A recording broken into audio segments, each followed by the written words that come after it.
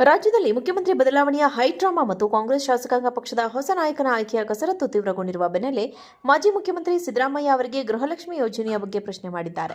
ತಾವು ಸಿಎಂ ಸ್ಥಾನಕ್ಕೆ ರಾಜೀನಾಮೆ ನೀಡಿ ಹೊರಡುವ ಮುನ್ನ ರಾಜ್ಯದ 1.14 ಕೋಟಿ ಮಹಿಳೆಯರಿಗೆ ತಲುಪಬೇಕಾಗಿದ್ದ 5,000 ಕೋಟಿ ರು ಹಣದ ಹಣೆ ಬರಹದ ಬಗ್ಗೆ ಸ್ಪಷ್ಟನೆ ನೀಡಬೇಕೆಂದು ಆಗ್ರಹಿಸಿ ಬಿಜೆಪಿ ನಾಯಕ ಸುರೇಶ್ ಕುಮಾರ್ ಅವರು ಸಿದ್ದರಾಮಯ್ಯ ಅವರಿಗೆ ಕಟುವಾಗಿ ಸೋಷಿಯಲ್ ಮೀಡಿಯಾದಲ್ಲಿ ಪ್ರಶ್ನೆ ಮಾಡಿದ್ದಾರೆ.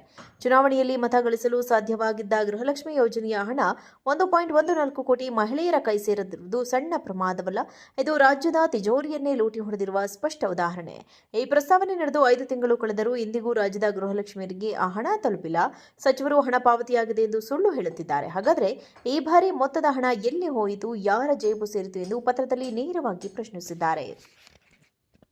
ರಾಜ್ಯದಲ್ಲಿ ಮುಖ್ಯಮಂತ್ರಿ ಬದಲಾವಣೆಯ ಹೈಡ್ರಾಮಾ ಮತ್ತು ಕಾಂಗ್ರೆಸ್ ಶಾಸಕಾಂಗ ಪಕ್ಷದ ಹೊಸ ನಾಯಕನ ಆಯ್ಕೆಯ ಕಸರತ್ತು ತೀವ್ರಗೊಂಡಿರುವ ಬೆನ್ನಲ್ಲೇ ಮಾಜಿ ಮುಖ್ಯಮಂತ್ರಿ ಸಿದ್ದರಾಮಯ್ಯ ಅವರಿಗೆ ಗೃಹಲಕ್ಷ್ಮಿ ಯೋಜನೆಯ ಬಗ್ಗೆ ಪ್ರಶ್ನೆ ಮಾಡಿದ್ದಾರೆ. ತಾವು ಸಿಎಂ ಸ್ಥಾನಕ್ಕೆ ರಾಜೀನಾಮೆ ನೀಡಿ ಹೊರಡುವ ಮುನ್ನ ರಾಜ್ಯದ 1.14 ಕೋಟಿ ಮಹಿಳೆಯರಿಗೆ ತಲುಪಬೇಕಾಗಿದ್ದ 5,000 ಕೋಟಿ ರು ಹಣದ ಹಣೆ ಬರಹದ ಬಗ್ಗೆ ಸ್ಪಷ್ಟನೆ ನೀಡಬೇಕೆಂದು ಆಗ್ರಹಿಸಿ ಬಿಜೆಪಿ ನಾಯಕ ಸುರೇಶ್ ಕುಮಾರ್ ಅವರು ಸಿದ್ದರಾಮಯ್ಯ ಅವರಿಗೆ ಕಟುವಾಗಿ ಸೋಷಿಯಲ್ ಮೀಡಿಯಾದಲ್ಲಿ ಪ್ರಶ್ನೆ ಮಾಡಿದ್ದಾರೆ. ಚುನಾವಣೆಯಲ್ಲಿ ಮತ ಗಳಿಸಲು ಸಾಧ್ಯವಾಗಿದ್ದ ಗೃಹಲಕ್ಷ್ಮಿ ಯೋಜನೆಯ ಹಣ 1.14 ಕೋಟಿ ಮಹಿಳೆಯರ ಕೈ ಸೇರಿರುವುದು ಸಣ್ಣ ಪ್ರಮಾದವಲ್ಲ, ಇದು ರಾಜ್ಯದ ತಿಜೋರಿಯನ್ನೇ ಲೂಟಿ ಹೊಡೆದಿರುವ ಸ್ಪಷ್ಟ ಉದಾಹರಣೆ. ಈ ಪ್ರಸ್ತಾವನೆ ನಡೆದು 5 ತಿಂಗಳು ಕಳೆದರೂ ಇಂದಿಗೂ ರಾಜ್ಯದ ಗೃಹಲಕ್ಷ್ಮಿಯರಿಗೆ ಆ ಹಣ ತಲುಪಿಲ್ಲ. ಸಚಿವರು ಹಣ ಪಾವತಿಯಾಗಿದೆ ಎಂದು ಸುಳ್ಳು ಹೇಳುತ್ತಿದ್ದಾರೆ. ಹಾಗಾದರೆ ಈ ಬಾರಿ ಮೊತ್ತದ ಹಣ ಎಲ್ಲಿ ಹೋಯಿತು, ಯಾರ ಜೇಬು ಸೇರಿತು ಎಂದು ಪತ್ರದಲ್ಲಿ ನೇರವಾಗಿ ಪ್ರಶ್ನಿಸಿದ್ದಾರೆ. ರಾಜ್ಯದಲ್ಲಿ ಮುಖ್ಯಮಂತ್ರಿ ಬದಲಾವಣೆಯ ಹೈಡ್ರಾಮಾ ಮತ್ತು ಕಾಂಗ್ರೆಸ್ ಶಾಸಕಾಂಗ ಪಕ್ಷದ ಹೊಸ ನಾಯಕನ ಆಯ್ಕೆಯ ಕಸರತ್ತು ತೀವ್ರಗೊಂಡಿರುವ ಬೆನ್ನಲ್ಲೇ ಮಾಜಿ ಮುಖ್ಯಮಂತ್ರಿ ಸಿದ್ದರಾಮಯ್ಯ ಅವರಿಗೆ ಗೃಹಲಕ್ಷ್ಮಿ ಯೋಜನೆಯ ಬಗ್ಗೆ ಪ್ರಶ್ನೆ ಮಾಡಿದ್ದಾರೆ. ತಾವು ಸಿಎಂ ಸ್ಥಾನಕ್ಕೆ ರಾಜೀನಾಮೆ ನೀಡಿ ಹೊರಡುವ ಮುನ್ನ ರಾಜ್ಯದ 1.14 ಕೋಟಿ ಮಹಿಳೆಯರಿಗೆ ತಲುಪಬೇಕಾಗಿದ್ದ 5,000 ಕೋಟಿ ರು ಹಣದ ಹಣೆ ಬರಹದ ಬಗ್ಗೆ ಸ್ಪಷ್ಟನೆ ನೀಡಬೇಕೆಂದು ಆಗ್ರಹಿಸಿ ಬಿಜೆಪಿ ನಾಯಕ ಸುರೇಶ್ ಕುಮಾರ್ ಅವರು ಸಿದ್ದರಾಮಯ್ಯ ಅವರಿಗೆ ಕಟುವಾಗಿ ಸೋಷಿಯಲ್ ಮೀಡಿಯಾದಲ್ಲಿ ಪ್ರಶ್ನೆ ಮಾಡಿದ್ದಾರೆ.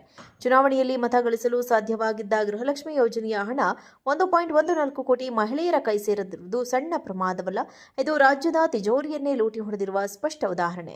ಈ ಪ್ರಸ್ತಾವನೆ ನಡೆದು 5 ತಿಂಗಳು ಕಳೆದರೂ ಇಂದಿಗೂ ರಾಜ್ಯದ ಗೃಹಲಕ್ಷ್ಮಿಯರಿಗೆ ಆ ಹಣ ತಲುಪಿಲ್ಲ.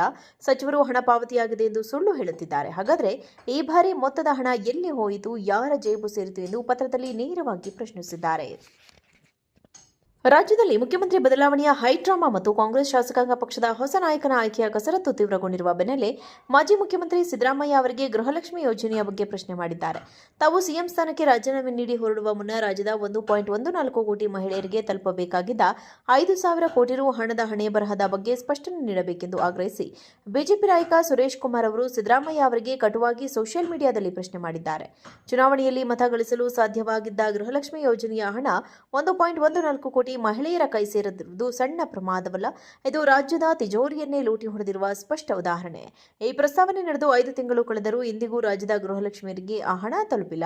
ಸಚಿವರು ಹಣ ಪಾವತಿಯಾಗಿದೆ ಎಂದು ಸುಳ್ಳು ಹೇಳುತ್ತಿದ್ದಾರೆ. ಹಾಗಾದರೆ ಈ ಬಾರಿ ಮೊತ್ತದ ಹಣ ಎಲ್ಲಿ ಹೋಯಿತು, ಯಾರ ಜೇಬು ಸೇರಿತು ಎಂದು ಪತ್ರದಲ್ಲಿ ನೇರವಾಗಿ ಪ್ರಶ್ನಿಸಿದ್ದಾರೆ.